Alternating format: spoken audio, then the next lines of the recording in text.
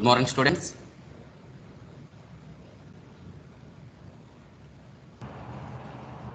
Good morning, students. Morning, sir. Good morning, Can you hear sir. me? Good morning, sir. Good morning, sir. Good morning, sir. Good morning, sir. Today I'll start a very important topic. You can. It is expected for the long question. Many of the long as well as short questions comes for annual exams. So heart. So you already know the location of the lungs and all you studied. Now today we'll discuss the very important topic, heart. So it is also called as in the Greek name it is called as a cardia. Okay, already you know the cardia, cordially welcome like that. So many words you are using in the welcome speech and all. So this cardia is the name derived from the Greek, and one more name for in the Latin word. Latin people call the coronary for the heart. So cardia as well as the coronary both are the Greek and Latin words. Those words are also used for the in synonymous with the heart.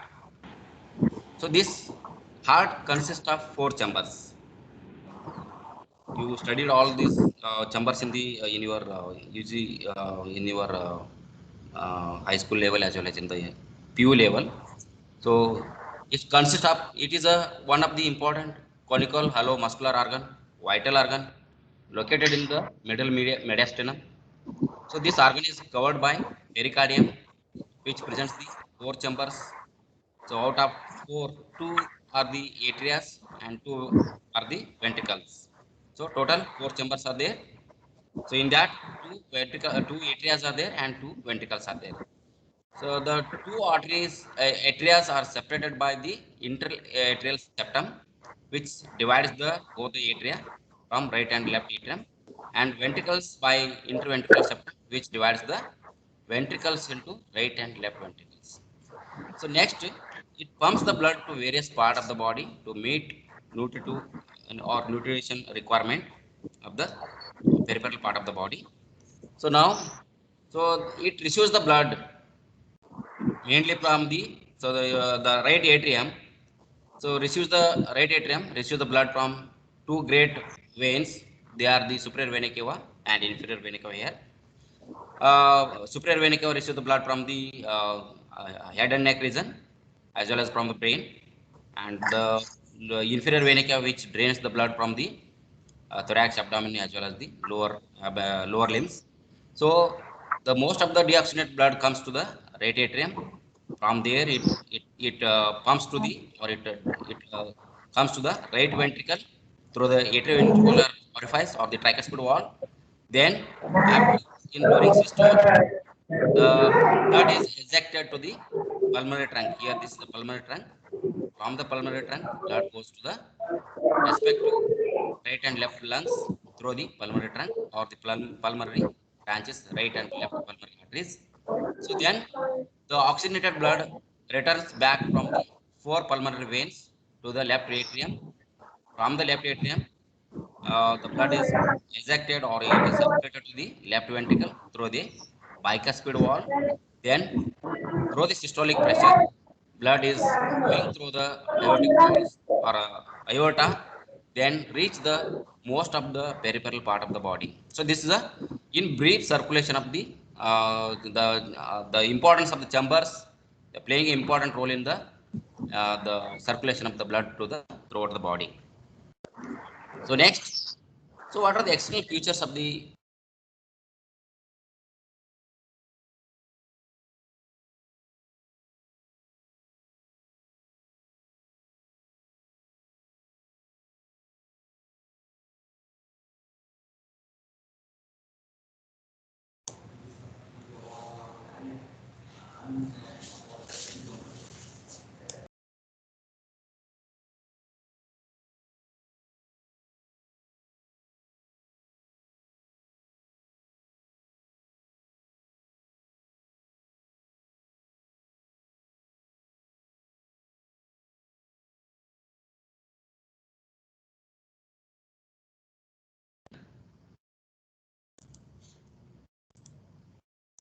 between the two lungs and most of the heart is pres present in the, or two-third part of the heart is located in the left side, and one-third part of the heart is located in the right side. So this is the location of the heart. So just behind the, you can see the just behind the sternum, heart location is there, that is in the middle mediastinum, between the two lungs. So that is the location. So in radiographic view, you can see the two lungs, dark colored areas show the lungs. In between the gap, you are having the mediastinum. So within this mediastinum, you have the presence of the heart. Okay, this is the heart and this is the aorta. So this is a radiographic view of the chest in the posterior view. So what are the other presenting parts of the heart? So it presents the apex, base. It presents three surfaces and four borders. So we'll discuss one by one. So apex, base, surface, and borders. So apex is the one of the important part of the heart, which is situated, or it is directed downwards, forwards, towards the left side. You can see this. It is towards the left side. Apex is in the lower aspect. Base is towards the upper aspect. We'll discuss that later. So now here the apex is located in the fifth intercostal space. So here you can see the intercostal space here, and here it is, if you take a measurement from the middle of the, or median plane, or the in the midline of the sternum, which is extending from the around, it is around 9 centimeters away from the midline of the sternum. So just below, and just below the left nipple, you have the presence of the left atrium, sorry, the apex of the heart.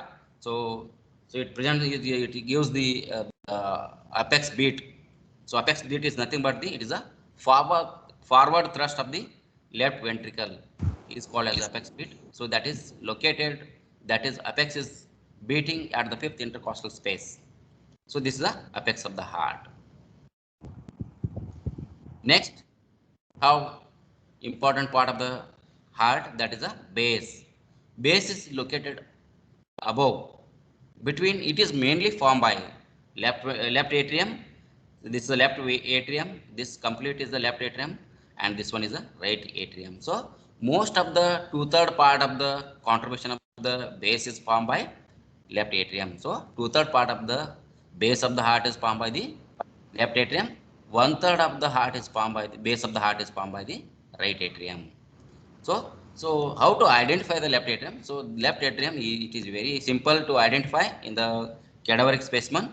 So it presents the four pulmonary veins, one the right and left pulmonary veins. So those pulmonary veins are nothing but they are present in the left atrium only. So this is called as the base of the heart. So it is almost quadrangular. This is the base of the heart.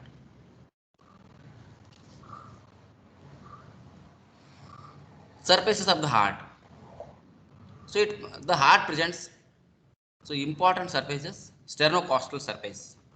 So sternocostal surface is, so it is facing towards the sternum as well as the costal cartilages.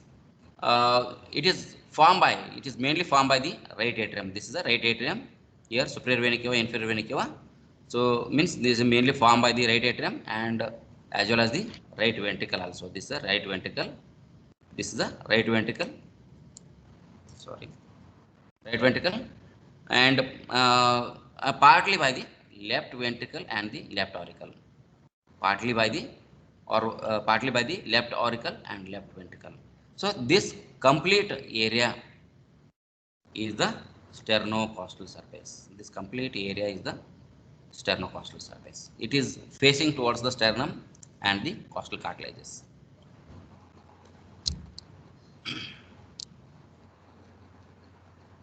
Diaphragmatic surface. Diaphragmatic surface is it is present in the, it is, which is facing towards the diaphragm. So it is mainly formed by, you see this, mainly formed by the two-third of the diaphragmatic surface is formed by the left ventricle, and one-third of the diaphragmatic surface is formed by the right ventricle. So this complete is the diaphragmatic surface. Okay, this is the diaphragmatic surface. So it is resting on the central tendon of the diaphragm. Left surface. So here it is mainly formed by the left ventricle and partly by the left atrium and its auricle. They form the left surface. So that is I'll show you in this area. You just see this from the left auricle and the left ventricle. This is the left surface of the heart. Left surface of the heart. So base is sometimes called as a posterior surface. I didn't tell that. So base is also called as a posterior surface. But apex, base, and three surfaces you studied. Now we will move to the four borders of the heart. What are the borders of the heart?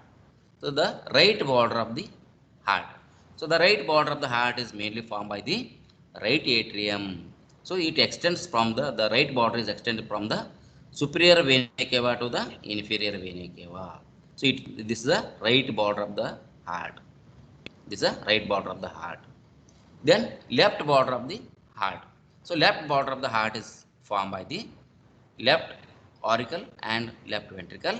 So where the maximum convexity in the left surface is there, that is the left border, which is extending from the tip of the left auricle till the apex of the heart, or the till from the tip of the auricle, left auricle to the apex of the heart.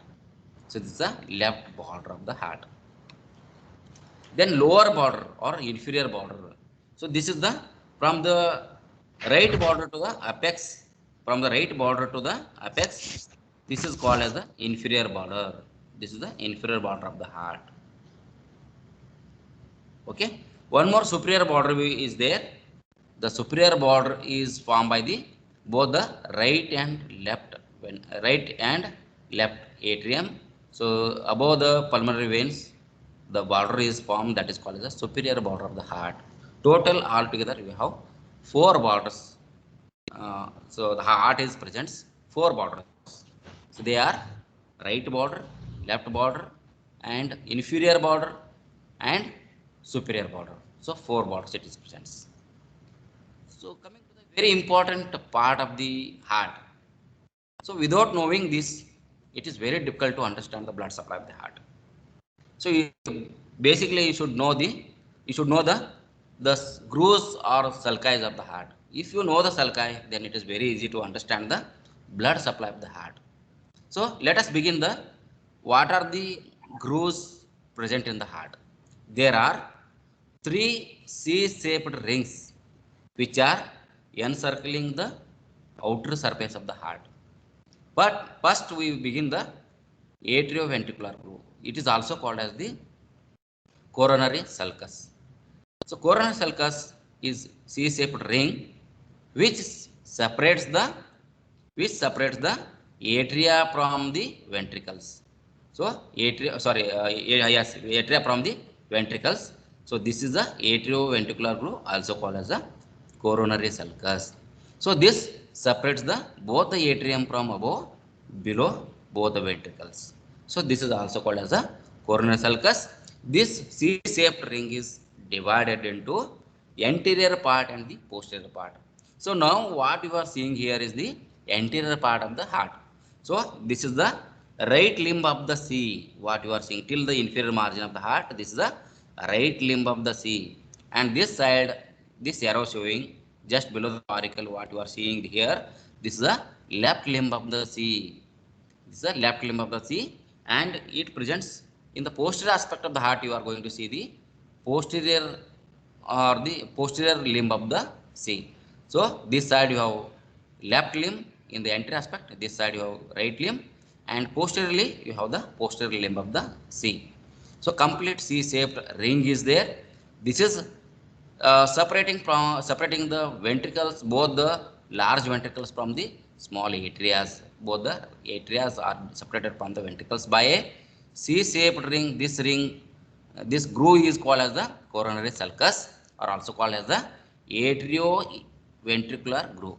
So which is separating these two chambers, large chambers. So this is the coronary sulcus. Next sulcus is the interventricular sulcus. So interventricular sulcus, the name itself tells that which is going to divide the both the ventricles. Interventricular, it is dividing the both the ventricles of the heart. So now here the groove is there. Why here you have the fatty area, fat layered area is there. This area or this groove is the interventricular groove. So it is having two parts. So in front of the sternocostal surface, if you see the groove, that groove is called as the anterior interventricular groove. Anterior, this is the anterior interventricular groove because it is there in the anterior aspect of the sternocostal surface of the heart. And then it is same groove is uh, crosses the apex of the heart and then goes in the posterior aspect. So the posterior part of the groove is called as the posterior interventricular groove. This is the posterior interventricular groove which separates the right ventricle from the left ventricle. So this is in the form of C. Okay, so this C-shaped ring is called as the interventricular groove. So which is having right limb as well as a left limb, or the right limb, anterior limb and the posterior limb. So this is the posterior limb. Posterior limb is called as the posterior interventricular sulcus. Similarly, this is the anterior interventricular sulcus. So in this sulcus only we have the anterior interventricular artery runs the left coronary artery. Here the trunk of the coronary artery divides. The left the atrioventricular branch of the left coronary artery, anterior ventricular artery, runs in this groove. Okay, then so in the posterior part here you have the posterior interventricular branch of the right coronary artery is the one of the content of the interventricular groove. Anteriorly you have the anterior interventricular artery branch from the left coronary artery. Posterior part of the sulcus you have the posterior interventricular artery branch of the right coronary artery. This is the posterior interventricular artery. So those are the important content of the your interventricular sulcus. Coming to the one more important sulcus, that sulcus is called as the interatrial groove. So this is the this groove or this sulci separates the both the atrias.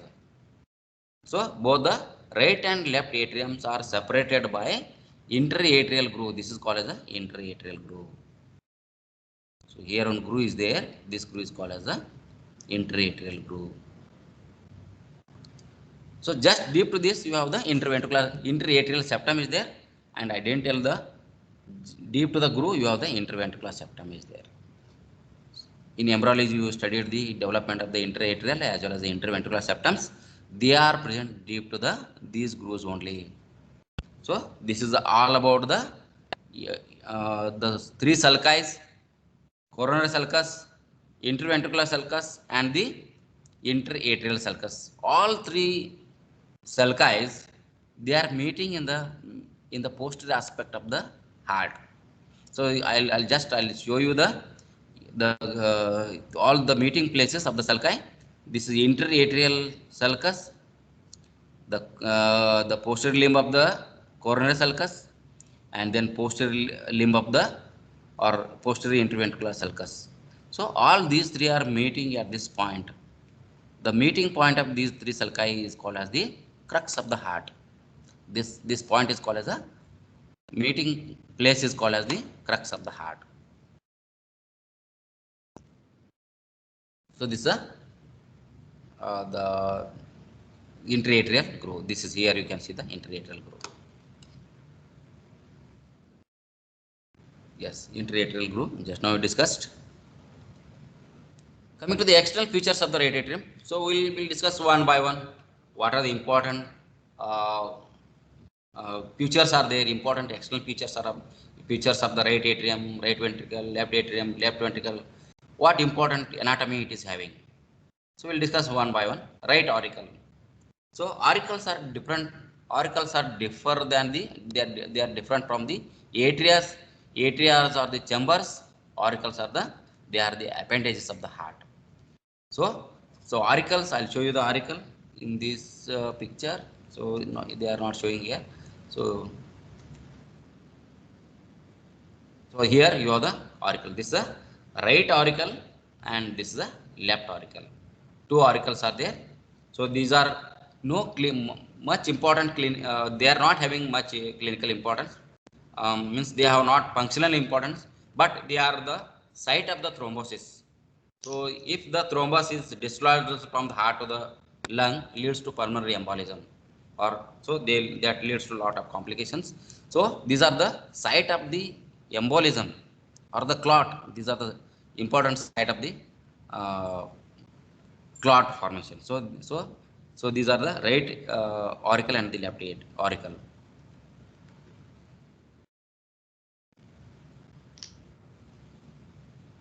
So superior vena cava. So, the right auricle you studied. Next is the superior vena cava. This is superior vena cava. So receives the blood from the upper part of the body, that is head, neck, and brain. Inferior vena cava. So here this is inferior vena cava. This receives the blood from lower part of the body, that is the abdomen and lower limb and thorax. So from there it receives the blood, deoxygenated blood. So superior vena cava is not having any walls, guarding walls. There are no walls in the superior vena cava, but inferior vena cava presents walls. We will discuss in the interior part that detail about the walls. Now sulcus terminalis. This is the one of the important margin or sulcus, just right side or where the right border of the heart is there. There you have the sulcus terminalis, which is running along with the superior vena cava to the inferior vena cava. This groove is called as the, or this sulcus is called as the sulcus terminalis. Opposite to this or deep to this, you have the crista terminalis is there. I'll cut the heart and I'll show you the crista terminalis in the next slide. So now time being, you remember this is a sulcus terminalis here. Next, interatrial groove. Just left to this, we have the interatrial groove. Already we discussed this one. So which is separating the right atrium from the left atrium. So this groove is the interatrial. These are the outer features or the outside the heart or the outside the right atrium. What features it is having? What are the important points it is having? Next, we are going deep to the heart. We are cutting the vena cavas and entering into the inner or interior of the heart. This is very, very important.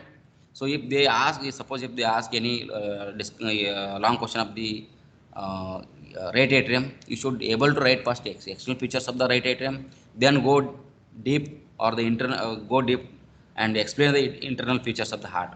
So these are 5 external features of the heart. First you explain the all the 5 external features of the heart, then go to the internal features of the heart. So in the internal features, so that is divided into 3 parts: smooth part, rough part, and interatrial septum. So smooth part, you have a lot of important points will come. Rough parts, you have 2 important points are there. In interatrial septum also you have many important points. So you should try to write the almost all the important point what I am explaining now. All the point you take down and then you should be able to present in the paper. So let us begin the internal part of the right atrium. Very, very important. Again, I'm stressing on this point only because so most of the long questions they will ask you right atrium in details about the right atrium, its along with its embryological develop or its development of the right atrium. So now we entered into the right atrium, interior part of the right atrium. So this interior part is divided into smooth part, rough part, and the interatrial septum. So let us begin the smooth part. What are the important points are there in the smooth part of the right atrium? Firstly, so the first we will begin with the smooth part. Smooth part is developed from the right horn of the sinus venosus. So I'll explain you how it is developing. So this is a, you should be able to write all these developmental aspect of the right atrium also. So this smooth part is developed from right horn of the sinus venosus. Okay. So here I'll show you the smooth part of the heart. So this is the smooth part of the heart. So this is formed because of the these two veins. So here superior vena cava is there and inferior vena cava, they are opening into the right atrium only, but this sinus venous is formed because of the absorption of the veins, dilatation of the veins. They are giving the room for the formation of the right atrium. This room or this space is called as the, this absorbed part of the superior and inferior vena cava is called as the sinus venerum. So your smooth, this portion of the right atrium is developed from sinus venosus. So what are important features comes in the sinus venosus? First, okay, first you have the, here your superior vena cava is there. So if you go deep to the superior vena cava or posterior to the superior vena cava, there you have one, in the posterior surface of the superior vena cava, you are going to find one small depression is there here.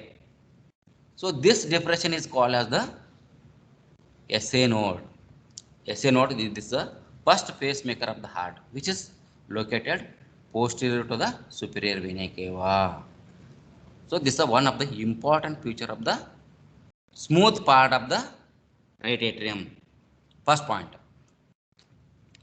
Second point is the very important is the triangle of Koch. So where this triangle of Koch is there? What are the boundaries of the triangle of Koch? What clinical importance it is having? So I'll show you the boundaries of the triangle of Koch.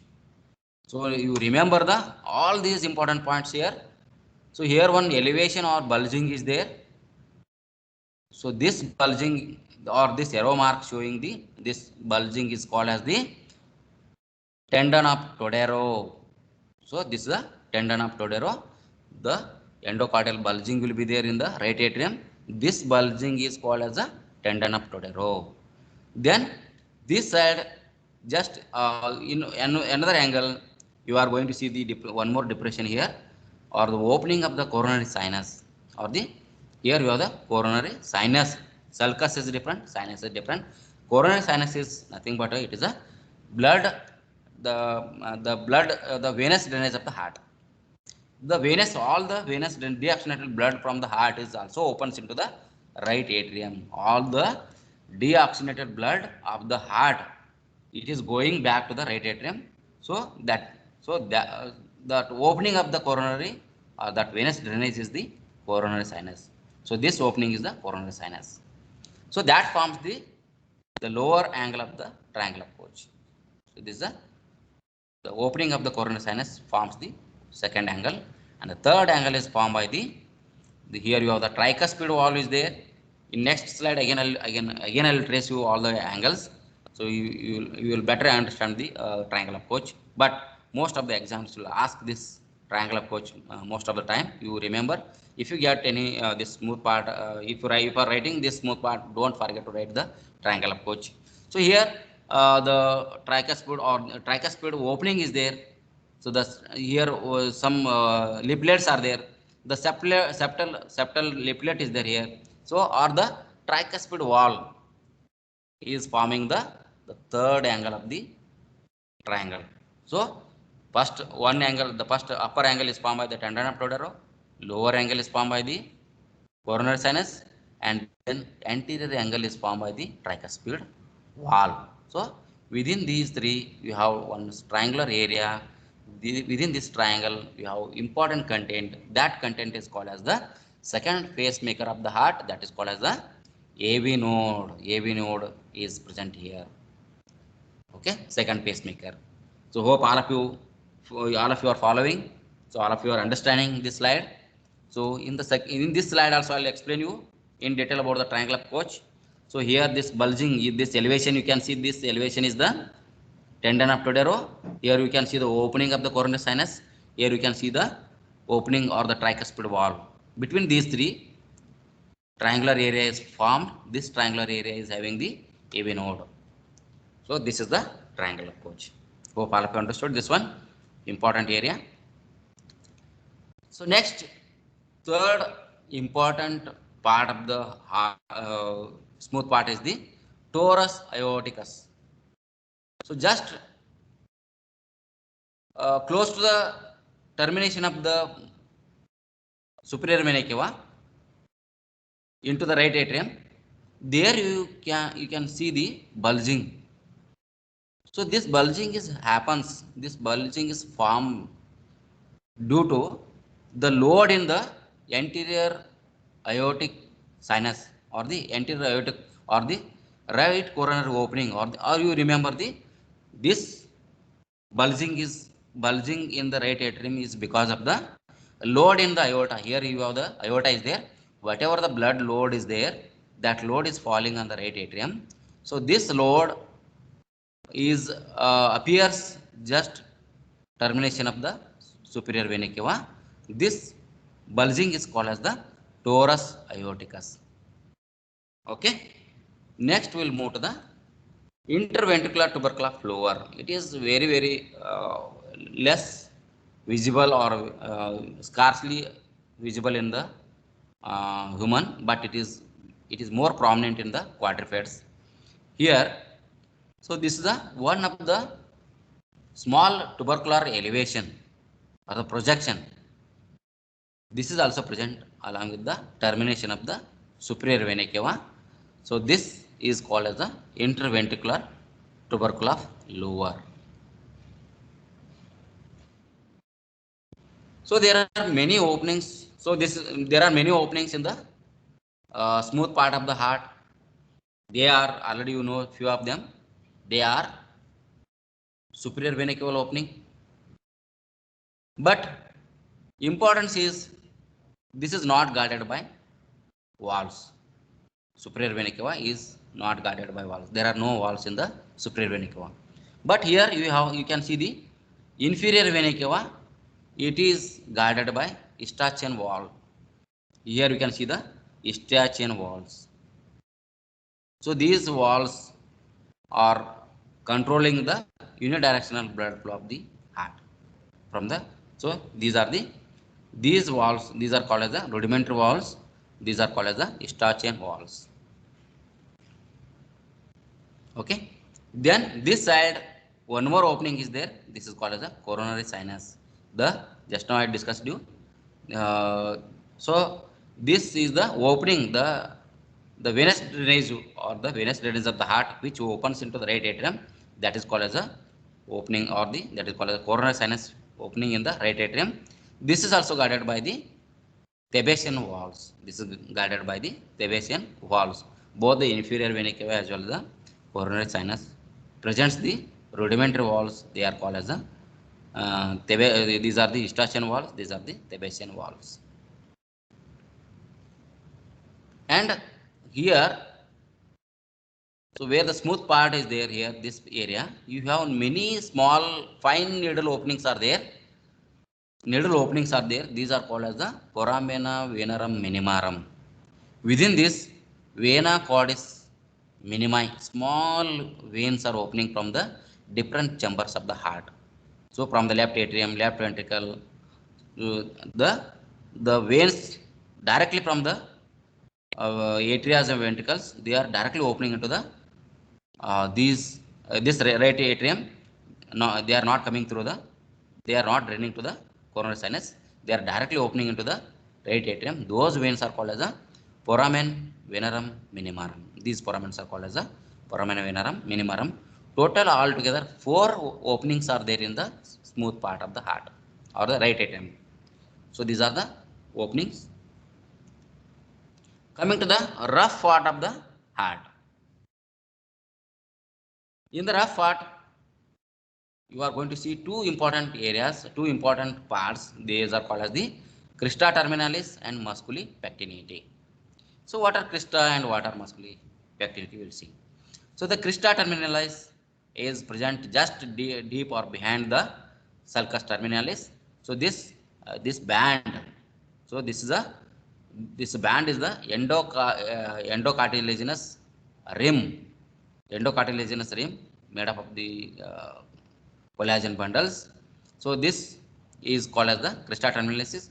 Crista terminalis which extends from the superior vena cava to the inferior vena cava. This is the crista terminalis. And this crista sends many parallel muscle fibers. So these parallel muscle fibers are called as the musculi pectinati. This look like a comb. So this look like a handle of the comb, and these are the teeth of the comb. So these two are the important rough part of the heart. These two develop from the primitive atrial chamber, also called as the atria proper. During embryonic life, where the proper atrium is developing, that primitive atrium is giving these two important structures. One is the crista terminalis, second one is the musculi pectinati. These are the two important structures of the rough part of the heart, rough part of the right atrium. Then coming to the one more important part of the right atrium, this is the interatrial septum. This presents three important structures. One is this develop from the septum primum and the septum secundum. This develop from the septum primum and the septum secundum. It presents three important structures. One is the fossa ovalis. Second is the limbus fossa ovalis. Then third one is the propetency. You'll see one by one. The right the interatrial septum presents the fossa ovalis. So here this saucer or cup shaped depression, saucer shaped depression, this depression is called as the fossa ovalis. So this fossa ovalis develop from the septum primum. During the interatrial septum development, so these are the embryological changes will take place. This is the fossa ovalis. This depression is the fossa ovalis. This is guarded by one annular shaped margin or sickle shaped margin.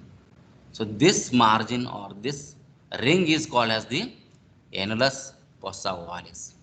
This is called as this crescent margin is called as the limbus fossa ovalis. This develop from the primum secundum. This develop from the primum secundum. These are the two important structures of the interatrial area. One is the fossa ovalis, and it is guarded by crescent line. This line is called as the limbus fossa ovalis. Probe patency of the foramen ovale. So this probe is, or this foramen ovale, probe patency of this foramen ovale in the fossa ovalis, there will be an opening here, foramen ovale. So this opening is closed by the septum primum and septum secundum, but this is anatomically it is open, but physiologically it is closed. The blood pressure in the right atrium and the left atrium, both the chambers are equal volume of the blood will be there. So those are closing this flap, this foramen ovale flap in normal individuals. But 25% of the cases, this valve is opening. If you pass a probe here, this probe extends from the right atrium to the left atrium. So this is the called as a probe patency of the foramen ovale. In some individuals, this anatomical or physiological closure thing is open. So it is open in normal condition also, normal life also. This is called as a probe patency of the foramen ovale. Right ventricle. So this is all about the right atrium. What I discussed, you should able to write all the points. So now coming to the right ventricle, it is situated in front and left side to the right atrium, forms 2/3 of the sternocostal surface and 1/3 of the diaphragmatic surface. It is forming the most of the inferior border of the heart. What are the external features of the right ventricle is having? So it presents the sternocostal surface. These are the external features. sternocostal surface and the vertebral surface it presents. So if you go to the deep interior part of the right ventricle, it presents two parts, inflowing part and the outflowing part. So the interior of the right ventricle presents inflowing part and the outflowing part. So in the inflowing part, it is rough, and it is made up of the muscular ridges called as a trabecular carne. I will discuss all those points. Okay, and this inflowing part is developed from the proximal part of the bulbous cordace.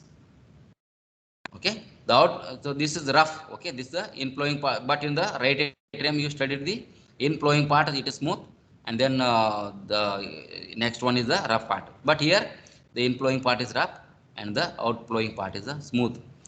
Then outflowing part is smooth and forms the upper conical part of the right ventricle, give rise to the pulmonary trunk. This develop from the bulbous cordace, mid portion of the bulbous cordace. So here you have this area is the inflowing part of the right ventricle, and this is the outflowing part of the right ventricle. So this is inflowing and this is outflowing. This is rough because of the muscles, presence of the muscles. This area is rough. Here there are no muscles and this is a smooth part. So it presents the pulmonary trunk opening, the coronary orifice. Sorry, the pulmonary orifice. Pulmonary valves are there. So this is it comes in the smooth part of the heart, right ventricle. Then features of the inflow part. This inflow part presents the tricuspid wall complex. So what else comes in the tricuspid wall complex? So what are the content of the tricuspid wall complex? It contains the atrioventricular orifice of the tricuspid wall and tricuspid annulus, tricuspid cusps or leaflets, chorda tendineae, and papillary muscles. Okay, these papillary muscles in the form of trabecular carne, they are ridges, bridges, and pillars. They are the papillary muscles. Okay, the papillary muscle forms the ridges, bridges, and pillars.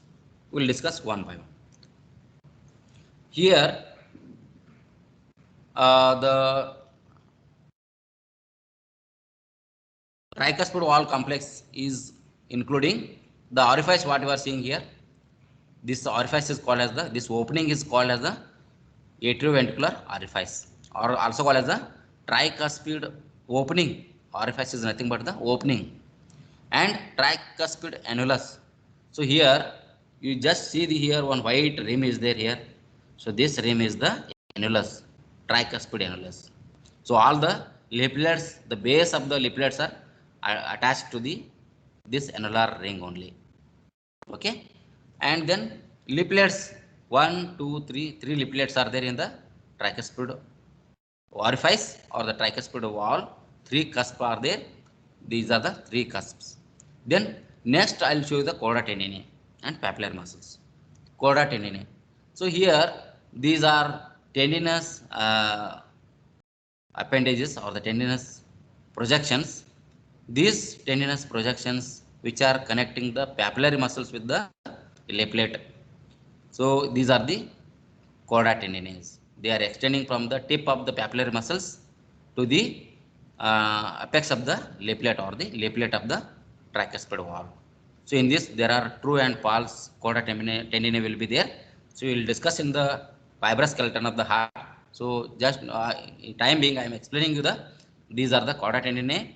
They are present between the papillary muscle and the tricuspid cusps. So now I will show you the ridges, bridges, and pillars also here. So here this arrow, the trabecular carne is nothing but the peculiarities of the papillary muscles, the features of the papillary muscles. The papillary muscles, you just see they are projections. The muscles are nothing but these are the muscle. The muscle projections are the papillary muscles. The tip of the papillary muscles giving attachment to the chorda tympani, and you just see here these papillary muscles giving bridges. These are forming the ridges here. These are the ridges. Just beneath that you have bridge is there. Just beneath this, your bridge is there, and the muscle forms the pillars. These are the pillars. The tip of the muscle forms the pillar of the muscle fiber. So these are pillars. Once again, I'll explain you what is trabecular carne. Trabecular carne is nothing but the pillars. These are pillars. These are ridges. Just beneath the ridge, you have the bridges are there. Again, in next slide, I'll show you. These are these are the chorda tendinae. Primary, secondary, and tertiary chorda tendinae will be there. So here I'll show you in this picture you can make out. So this is a ridge. This is a ridge. Just beneath that opening is there. That is the bridge, and then the muscle fiber forms this is called as the pillars. These are pillars, ridges, and bridges. So all three together called as the trabecular carne. Outflow part. So outflow part is this smooth, and it is made up of the bulbous cordis, middle portion of the bulbous cordis, and it is guarded above by the pulmonary wall. So pulmonary wall. So just above this we have the pulmonary trunk is there. This pulmonary trunk bifurcated into right and left pulmonary arteries. So this is the smooth part. Left atrium. It is quadrangular chamber, formed 2/3 of the base, greater part formed by the upper border.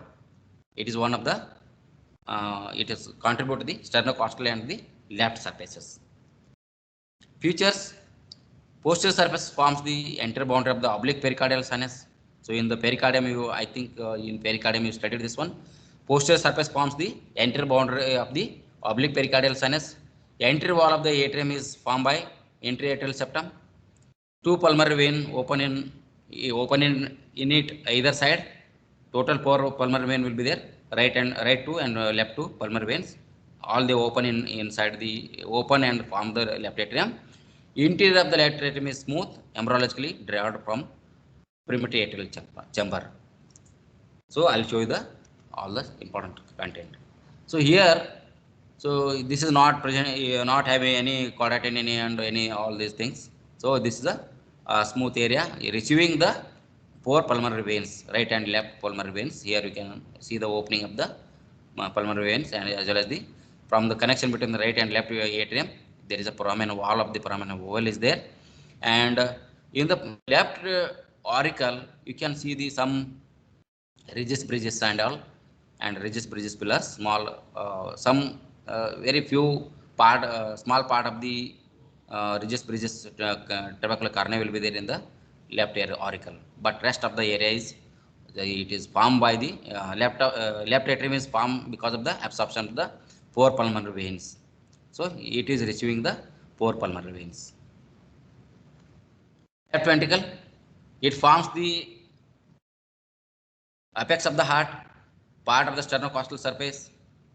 Most of the left border and left surface is formed by the left ventricle. Left 2/3 of the diaphragmatic surface is formed by the left ventricle. This receives the oxygenated blood from the left atrium through the 4 pulmonary veins. So that is 4 pulmonary veins received by the left atrium.